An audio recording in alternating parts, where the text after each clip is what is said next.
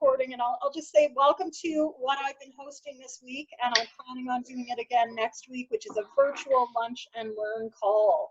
So I'm Jennifer Britton. I'm the author of several books, including Effective Virtual Conversations, PlanDoTrack, and also the co-host of the Remote Pathways podcast.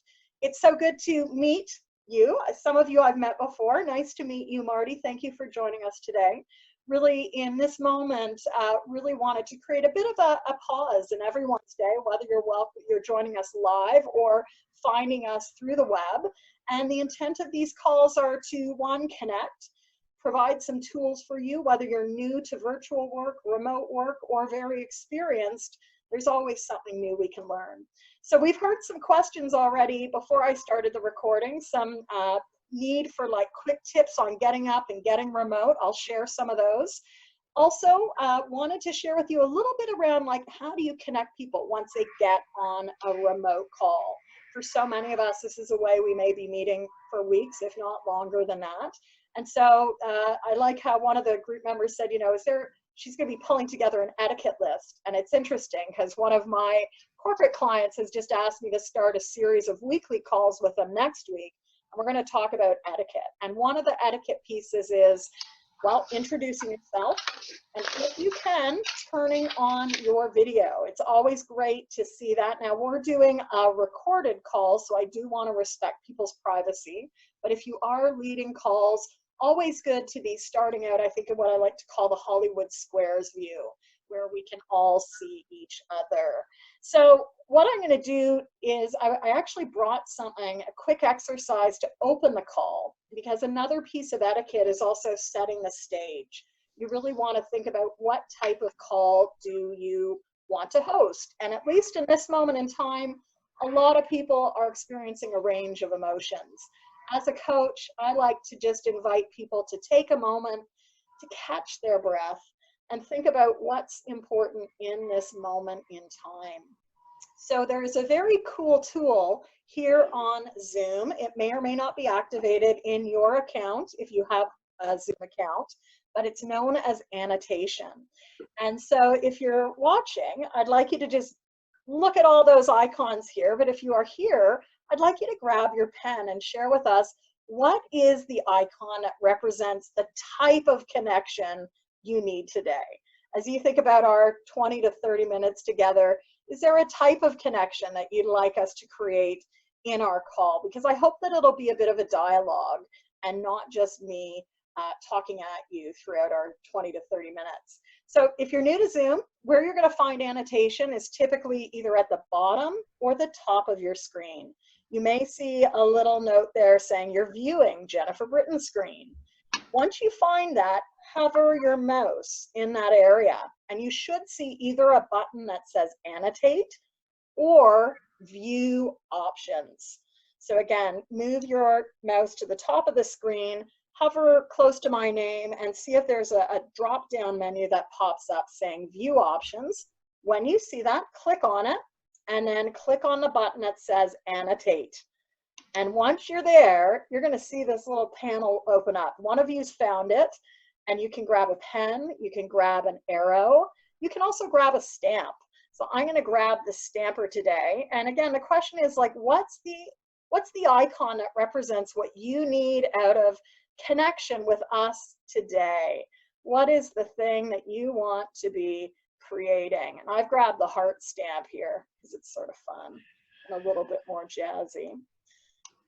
I'm hoping, at least in our short time together, to be sparking some new ideas. That's what I love about the virtual space.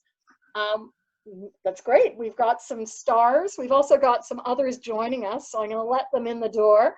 Welcome to you, Kathy. We're just getting started, and I think you know your way around Zoom. If not, we're going to get you to grab your pen. I've just asked those who are here, like, what do you need in terms of connection today? And so if anyone would be willing to share, what icon did you choose? And Jennifer G, I know you're pretty savvy with this format. So what's the one you chose today? So I'm in the bottom row, that center one, which it's kind of a circle with the people. And to me, that is just kind of keeping connection going. It's like that flow of of information, of love, of resources. You know, it's just continuing to keep it's like the circle of life to me almost, and that we're all in this together. And how can we love and support one another? Absolutely. And I think, you know, just looking at people's faces as I drove out to the pharmacy this morning, there's so much concern, panic, anxiety. I think in these moments in time, it's so critical that we actually are able to connect. And here in the virtual space, that's what we do, right? Like we sort of have our own bubble, but it's a very safe bubble. Yeah. So Marty, I know this is a newer format for you. Would you like to share which icon you chose? I chose an arrow, and I'm trying to get it on this little one with 3 people talking together, but I don't seem to be able to figure out how to do that. But that's the one you chose. Well, tell us what that represents for you. What does the icon represent? Just connecting with other people, and really having a heart-to-heart talk. That's what that means. Excellent. So very simple. You know, having operated, my former background was with the United Nations, and you know, as this last week has played out, it has taken me back to so many experiences in my life. Like there's crisis, and then there's all the things that happen around crisis. And my hope is, you know, whether we can talk about it during the live call or after, I'll stay on the line a little bit after if people want to continue to be here, but really like, what's going to get you grounded and connected, and what do you need in terms of that? And we are a representation of what others need. So I know, Jean, you're here with us. What icon did you choose, and why? I actually chose the one with the little blue arrow, the 5 people. Yeah. And the reason I chose that is because people are finding that are having to work from home who've never worked remotely before, how to engage and or facilitate a remote conversation or meetings that used to be in person. They're now having to do it. So it's, you know, I had like the person in the middle, because somebody has to facilitate, somebody has to orchestrate how we're going to flow through this. And I'm finding that a lot of people, like, they're really good at this in person. So I'm thinking about how I put something together for some of my colleagues that says, you're similar to what you're doing in an in-person meeting, you're now just doing it virtually. And also, unfortunately, we sometimes are limited to the technology. And in the company I'm working with right now, they don't use Zoom. And somebody brought that up yesterday. Well, I hear Zoom is really good. Well, the challenge is a company is not going to run out and change their technology to Zoom in the next 2 weeks. So we've got to deal with what we have. Yeah. So, but it is all about what everybody else said too. It's about connection, about making people feel comfortable and safe. You know, sometimes people, when in a virtual world, they can't see you. I had someone say this to me yesterday. I really miss the opportunity to read the room. And my response to him was, there's a way to do it virtually. It's just a skill you've got to develop, a muscle that you've got to, you know, practice. But sometimes those of us that have been doing this for a while, we're taking it for granted because we've had so many years. So I'm trying to step back and say, how did I get started? What did I learn? What were some of my lessons learned when I had to first start facilitating virtually? Absolutely. So, you know, being a resource person, I'm going to point everyone to some quick resources that I think all of you can tap into.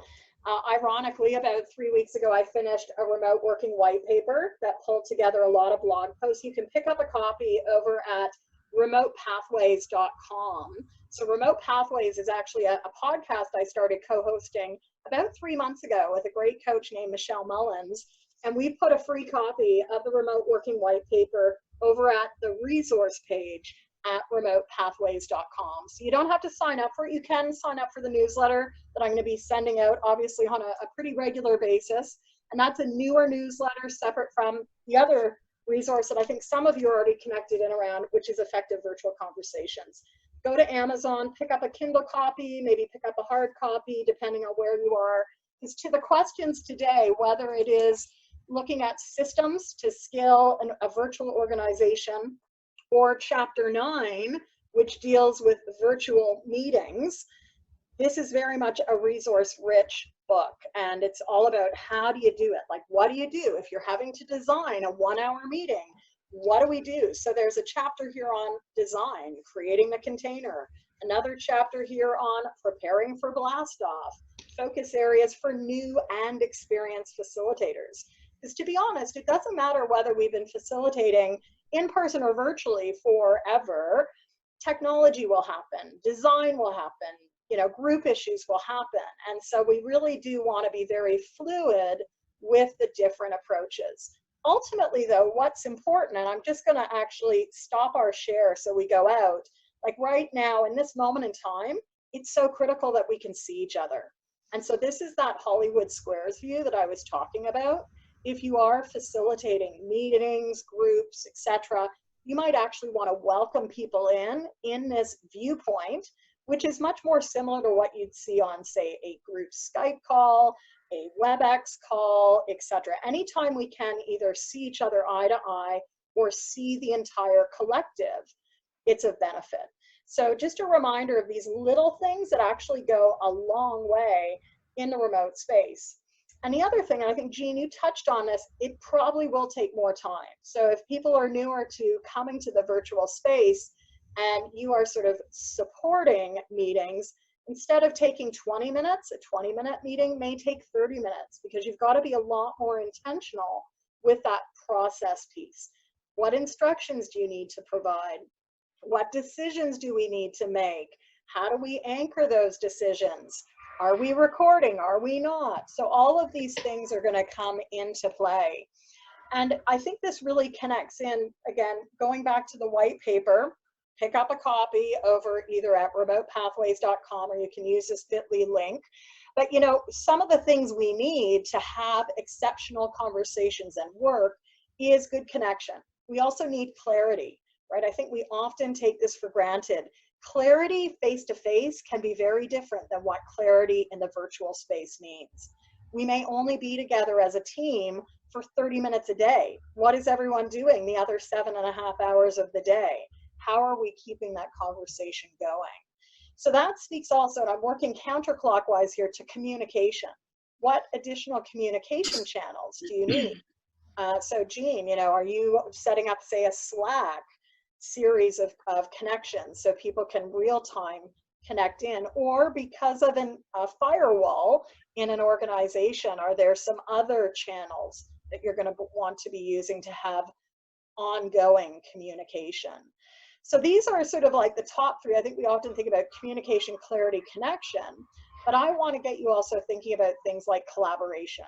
How are you intentionally and proactively reaching out to people, finding out what they need, sharing what you need, because it is a give and a take, right? And in partnership and collaboration, we need to be just as effective in sharing our needs as hearing what other people's are. And so typically it's not like a butt the head, it's like, how do we operate together? How do we both need to articulate needs, but also adjust our needs?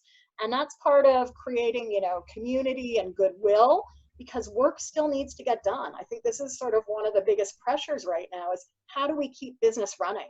So many global pressures at this very moment in time. And so we do want to make sure that we're very keen on what is the culture we want to create as a team right now. Yes, there's urgency. Yes, there's crisis. We are learning and changing and adjusting on the fly, but it doesn't mean that we have to have panic and you know, a lot of different range of emotions in our calls. So watch for the culture you're creating, and that's going to speak to the community that you're involving, whether it's just your organization or reaching out to others. And the final C that I want to just bring in, because having led virtually for the better part of the last 3 decades, one thing I continue to be reminded of, and especially in moments like this, is the consistency factor. If people are working from home, I think one of the biggest challenges is, how do I show up for work? You know, routine becomes important. So clarifying what the expectations are. People are working from home. Is it a regular work day? Is that a 9 to 5? Is it a 6 to 3? What does that look like? Do people take breaks? You should. We can't sit. We're not robots. Are people expected to dress a certain way? Like, these are little things that they go into the creation of how we show up in our calls. So wanted to share that with you. And just one other thing before we go into some more dialogue, because I know many of you have come with like really specific questions. Probably you're being tapped as well to sort of create connection. right? And we can only run separately for so long in a remote space. Just like we did in that quick exercise with the icons, you might choose another quick warm up or kickoff to your meetings. It could be as simple as having people share at the start of the call, not only what they want, but like what's outside their window, right? We are all, many of us, not all of us, but perhaps many of us, depending on when you listen to this, are either in self-isolation or in very limited quarters. So how do we help people expand what they can see and what they can do? So what's outside your window? Or given that we live in these little windows on the screen, you might also invite people to just quickly share what's one thing on your desk. I know these are small, but they're just a quick way to get people thinking a little bit differently. And that's what we want, right? When we're in moments of crisis and pressure and stress, we get the blinders on. Our brain literally shuts down. And so we do want to get people out of that amygdala hijack and the reticular articulating system to see things in a bit of a different way. And part of that is, you know, jazzing things up, either through icons, getting them to literally expand their vision field by asking what's outside the window, what's on your desk. And like I did today, you know, really make sure you're jumping in quickly. You know, what's the one thing you need out of today's call? And as you go to clear out, or you go to close off, what else? What else do we need to address? What are the other issues which need action? And key to great leadership in times not only of crisis, but remote leadership, is we need to make sure we follow up, right? Things get magnified in the remote space. And in the group that joined me on Monday, which was different, sort of neat, every day I've had a different group. On Monday, one of the group members said her biggest learning as she's transitioned into remote in the last year has been this magnification effect. And about a little while ago, I'd shared it with her. I said, you know, everything gets augmented in the virtual space. And as she shared with us on Monday, she said, Jen, I've really seen what you meant by that augmentation. It's for good and it's for bad as well. So really be noticing what gets augmented in the space. So to Kathy, you know, Kathy, hear that frustration of like, yeah, things like I need access, I need to keep things running. And so really, how do we ensure that systems are also in place? And systems, for those that are interested in PlanDoTrack, and I don't have my copy here, but PlanDoTrack is a 2019 publication I put out. It's a workbook planner, but section 3 of PlanDoTrack goes into systems. So systems for your business, systems for marketing, systems for communicating, because we need to keep businesses running. And for those that are solopreneurs, the pressure is even more. How do you ensure that you can keep your doors open? For some of us, we are, you know, operating in this space every day, but for many, our colleagues are learning. So I'm going to stop the share. And again, I'm sure that what we've done already has actually sparked some new ideas. I'm going to work clockwise or counterclockwise, going with Jean again. Jean, what's something practical you're going to be able to share with your colleagues based on what we've connected around today? Well, I think that it's really going to be like how to kick the meeting off, right? It is new and it's different, and giving people that safe space. So I like the what's the one thing that you need out of today's meeting? And also then the format of which, how to go around. I mentioned this yesterday to someone who's running a meeting this afternoon who's nervous. As I said, you got to just visually put the room in your mind and then tell people you're going to go around and ask each person to share. And, you know, if necessary, say alphabetically, since most, well, we use Skype, so it automatically alphabetized. So now they know they're not being caught off guard. They're, you know you're going to ask for them, you know you're going to ask in this order. And so I think that's the process. Yeah, yeah. just as you're saying, it's that like, be very clear. Okay, here's where we're going. We're going A through Z, or we're going east to west. We're going time zones. Let people know so that they're ready to catch the ball. You heard me say I'm going to go reverse order, so I'm going backwards from where we started. And Jean, is there another tip that you've been reminded of today? I know you've been doing this work for a while, but is there something else that you think it is important to remember as you're going to the meeting space?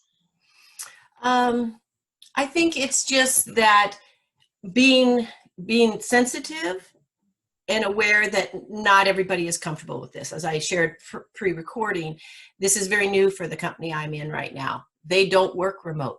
So being sensitive to people's, being okay if the dog barks, being okay if the doorbell rings, you know, letting them know that it's okay. We're all in this together. And again, chapter 9 of Effective Virtual Conversations goes into this. Even if you don't have a copy of the book, though, head on over to effectivevirtualconversations.com, because each chapter has downloads. And so you can find them. I'm going to read out, because you've been here, there is a code to access the different templates and resources. You'll find it under Resources at Effective Virtual Conversations. Click on that, and you can then enter code 2424. When you're prompted, 2424 is the code, and that will give you like access to a whole resource library. Every chapter of these 12 chapters has 1 or 2 templates, including for virtual meetings, which is such a big one for teams today. There is an agenda template, and there is also a follow-up template, because we do want to make sure that we're following up with this as well. The other piece on meetings, I just direct your attention to page 304. I think before we even step onto the meeting, we want to ask ourselves a couple questions. So what's the purpose? What takeaways do we want? And I'm reading these. You can actually Google for these over at either Effective Virtual Conversations or my main site. I call them the 8 essential meeting questions. 8 essential meeting questions for me. So what's the purpose? What takeaways do we want? Who needs to be on the call, right? Who needs to be there? Maybe not everyone needs to be on the full call. So don't have people be there that aren't needed. Likewise, make sure the people that are needing to make decisions are there. Question 4, what preparation is needed for us to be most effective? Number 5, what pace do we want in order to keep it engaging? And a quick rule of thumb is every 7 to 10 minutes, switch the pace. So you've seen it happen here. I got you to grab your annotation pen. I then switched us out of the screen so that we could see each other like this. We also want to make sure that we ask ourselves, what will help keep the focus? So meetings may be shorter, not 3 hours in length. Maybe you do 3 one-hour meetings instead of a 3-hour block. And also ask yourself, what's absolutely essential to cover in our time? What is absolutely essential? And finally, 8, which I've mentioned before, what follow-up is required? And who's going to do it? Once people leave Zoom, it's going to be harder to find them, literally. So make sure that you're really clear on the follow-up. All right, I really encourage people. There's a whole Effective Virtual Conversations playlist. More than 36 calls that I've recorded over the last 3 years. So, you know, it doesn't have to be people dropping in at 12 Eastern. People can like listen in any time of the day or night. We got to build people's skills super fast. And Kathy, for you, it's not only the virtual piece, but I hear it's really the team piece, the team effectiveness piece. So you will find more team-based resources for virtual also over on my YouTube channel. So just Google my name, Jennifer J. Britton, and there are multiple Jennifer Brittons. So Jennifer J. Britton, and you should find something there. Anything else, Kathy, before we move off? No, I think this is, like I said, no, I mean, I'm hoping that people fill out the survey of what they need, what platforms, how often to communicate. If not, I'll start calling them. Yeah, and you got to be proactive, right? If you're not getting, if it's all like just like radio silence, which it probably will be, pick up the phone. This is where we've got to go back to our basics. And that was one of the other themes I wanted to share today, like go back to the basics.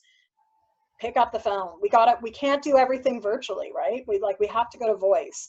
And so to the connection piece, anytime you can connect by voice, always better than connecting by written format. So I'm going to keep us moving. Next, I'm going to Marty. So Marty, what is your aha, or what is your takeaway from today's call? It's wonderful to be connected, and I'm not working in a company. I have my own business at home and my own community that I live in, that I'm going to work on getting meetings by Zoom, and this has been a big help for that. Good. Good. Well, definitely tap into all the other resources I've mentioned. I'll be here again tomorrow at 12 noon Eastern. Happy to take another focus, and I'm committed to doing it next week. Now, Friday, I have calls already booked for 12. I was going to do one, and then I realized I have something booked at 1. So stay tuned. Like, again, go to Facebook, and I'll sort of let people know, or try to send out another email as I did this morning, because that's another thing, right? Unless you're letting people know with a quick email or an alert, we get into these little zones, and it doesn't mean that people don't want to be with you. It's just like their focus gets attracted somewhere else. So what I did early this morning, because yesterday we didn't have as many people, I was like, I better just schedule an email that can go out, and that's what came to like 20 minutes ago. So Marty might need to drop off there if you need to. I know it's like 1/2 the hour. We'll go to just Jennifer. Jennifer, what's your takeaway from today's call? Yeah, I think 2 things. One is just that sensitivity and awareness that just because I'm comfortable, in the remote space, that not everyone is. So, as much as I can shepherd and help people to kind of navigate the waters, be tuning in for some of the signs that maybe somebody's not as comfortable or struggling, so paying attention. And then the other thing is I really loved the getting people to just think outside the box, right? We're such in a zone. So getting, asking them what's on your desk, or having them look up, it's really great, because it takes us out of that kind of, sometimes that fight or flight, right? We're in that super stressful place, and allows us to come back in a better place. So, and I do have to jump off now, but it was great spending time with you all, and thank you. Thanks, Jennifer. My pleasure. So come on back tomorrow. Thanks everyone for spending half an hour. Be well, stay healthy, and help others. That's all we can do. All right. Take care. Bye. Thank See you. tomorrow if you have time as well. And I'll just stop the recording if anyone wants to stay on. I know, Kathy, you are calling in from afar, so I'm going to